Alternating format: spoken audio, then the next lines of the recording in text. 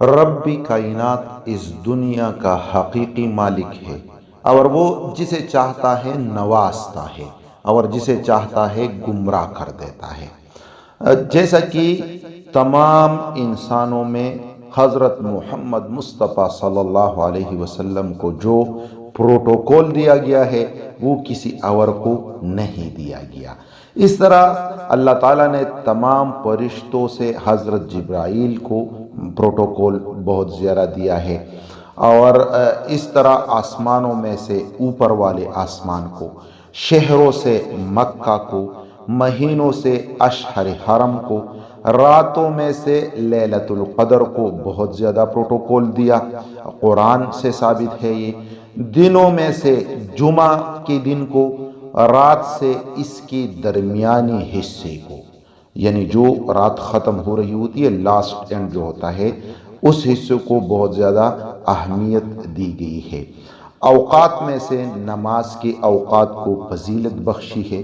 اسی طرح اللہ تعالیٰ نے جنتوں میں سے ایک جنت کو اپنے لیے منتخب کیا، اس کو اپنے لیے مخصوص کر دیا، اس کو اپنے عرش سے قرب کی خصوصیت بخشی، اپنے ہاتھ سے اس میں پودے لگائے، اور وہ جنت تمام جنتوں کی سردار کہلائی۔ اللہ کی ذات پاک ہے، جو چاہتی ہے مخلوقات کی تمام اقسام و انواع میں کسی ایک کو فضیلت کا شرف بخشتی ہے۔ وہ کر سکتا ہے، وہ کن فیکن ذات ہے، اس سے کوئی پوچھنے والا نہیں ہے اور نہ اس سے کوئی پوچھ سکتا ہے۔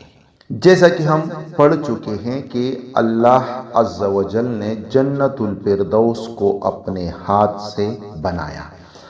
ایک اور حدیث میں بھی آتا ہے کہ جنت عدن کو بھی اپنے ہاتھ سے بنایا۔ اب یہاں پہ کنفیوژن پڑ جاتی ہے، تو علماء کرام کہتے ہیں کہ جنت الفردوس اور جنت عدن یہ دونوں ایک جنت کی نام ہے۔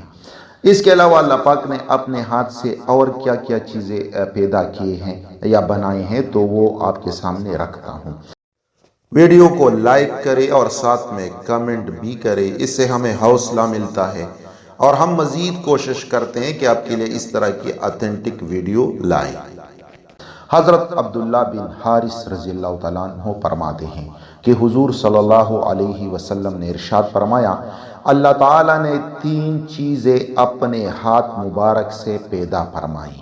ایک، حضرت آدم علیہ السلام کو اپنے ہاتھ سے بنایا۔ 2، تورات کو اپنے ہاتھ سے لکھا، اللہ اکبر، اور جنت الفردوس کو اپنے ہاتھ سے پیدا کیا۔ پھر فرمایا، مجھے میرے غلبہ اور جلال کی قسم، اس میں شراب کا عادی اور دیوس داخل نہیں ہو سکے گا۔ صحابہ کرام نے عرض کیا، یا رسول اللہ، ہم شراب کی عادی کو تو جانتے ہیں، یہ دیوس کون ہے؟ فرمایا، وہ شخص جو بدکاری کو اپنی بیوی میں برقرار رکھے، مطلب اس کی بیوی بدکاری کرے اور اس کو کچھ فرق نہ پڑتا ہو۔ یہ حدیث ہادی الارواح، کنز الاعمال، درمنشور، دارمی، ان سب کتابوں میں موجود ہے۔ اس سے ریلیٹڈ ایک اور حدیث ذکر کرتے ہیں، حضرت انس رضی اللہ تعالیٰ عنہ اس حدیث کے راوی ہیں۔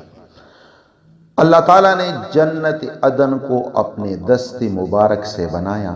اس کی ایک اینٹ سفید موتی کی ہے اور ایک اینٹ سرخ یاقوت کی ہے اور ایک اینٹ سبز زبرجد کی ہے۔ اس کا گارا کستوری کا ہے، اس کی بجری لؤلؤ موتی ہے اور اس کی گاس زعفران کی ہے۔ پھر اللہ تعالیٰ نے اس سے فرمایا، اب تو بول۔ تو اس نے کہا، بلا شبہ وہی لوگ کامیاب ہوئے جو مومن ہے۔ تو اللہ تعالیٰ نے فرمایا، مجھے میرے غلبہ اور جلال کی قسم، کوئی بخیل تیرے اندر داخل ہو کر میرا پڑوسی نہیں بنے گا۔ یہ حدیث ہادی الارواح، حاکم، طبرانی کبیر، مجمع الزوائد اور تفسیر ابن کثیر، کنز الاعمال، ان سب کتابوں میں موجود ہے۔